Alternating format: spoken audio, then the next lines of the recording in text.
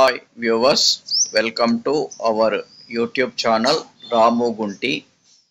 ఈ వీడియోలో జేఏఓకు అవసరమైన కరెంట్ అఫైర్స్ గురించి అందించడం జరుగుతుంది. ఆల్రెడీ ఇది షార్ట్స్లో విడివిడిగా అందించాను మరియు లాంగ్ వీడియోలో కూడా అందిస్తే బాగుంటుంది అనే ఉద్దేశంతో, ఎందుకంటే ఇది కంపల్సరీ మీకు ఒక మార్క్ కింద ఏదో ఒక పాయింట్ అడుగుతారు. అలాగే నోబెల్ హిస్టరీ గురించి కూడా మీకు పూర్తిగా అందించడం జరిగింది.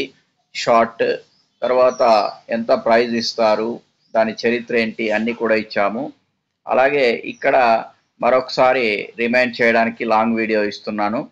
చూడండి, 2025 నోబెల్ విజేతలు మొత్తం 6 ఫీల్డ్స్లో ఇవ్వడం జరుగుతూ ఉంటుంది. వైద్యం అంటే మెడికల్లో, భౌతిక శాస్త్రం అంటే ఫిజిక్స్లో, కెమిస్ట్రీ రసాయన శాస్త్రం, సాహిత్యం లిటరేచర్, శాంతి పీస్, తర్వాత అర్థశాస్త్రం.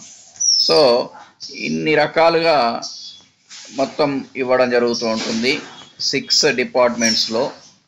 మరి ఇక్కడ కనుక తీసుకున్నట్లయితే వైద్యం మెడికల్లో 3 ఎంపిక చేసుకున్నారు అక్టోబర్ నెలలో, మళ్ళీ డిసెంబర్ నెలలో ప్రైజెస్ ఇస్తారు.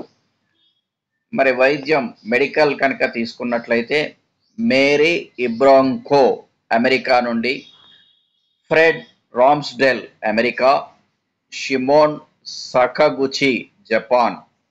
వీరి యొక్క పరిశోధన ఏంటండి అంటే పరథీయ రోగ నిరోధక శక్తి, పెరిఫెరల్ ఇమ్యూన్ టాలరెన్స్ అనే దానిపై పరిశోధన చేసినందుకు గాను వీరికి వైద్యంలో నోబెల్ బహుమతి ఇవ్వడం జరిగింది, ముగ్గురికి కూడా.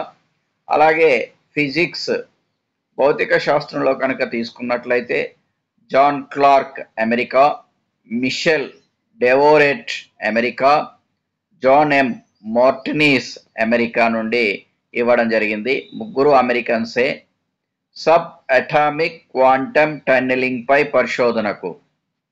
తర్వాత రసాయన శాస్త్రం కెమిస్ట్రీలో Susumu Kitagawa Japan, Richard Robson Australia, Omar M Yaghi America.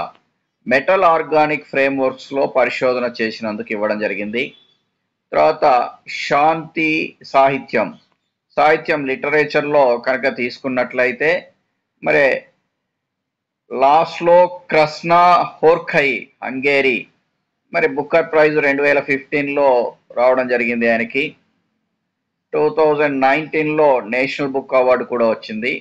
తర్వాత శాంతి పీస్లో తీసుకున్నట్లయితే మరియా కొరీనా మచాడో వెనెజువలాలో ప్రజాస్వామ్య హక్కుల పోరాటానికి ఆమెకి ఇవ్వడం జరిగింది. తర్వాత ఎకనామిక్స్ ఆర్థిక శాస్త్రంలో కనుక తీసుకున్నట్లయితే జోయల్ మొకీర్ నెదర్లాండ్స్ అండ్ USA 2 కంట్రీస్లో ఆయన ఉండడం జరిగింది. సాంకేతిక పురోగతి ద్వారా స్థిర వృద్ధికి ముందస్తు అవసరాలు గుర్తించినందుకు ఈయనకి ఇవ్వడం జరిగింది. Philippe Aghion France, Peter Howitt Canada USA creative destruction ద్వారా స్థిరమైన వృద్ధి సిద్ధాంతం.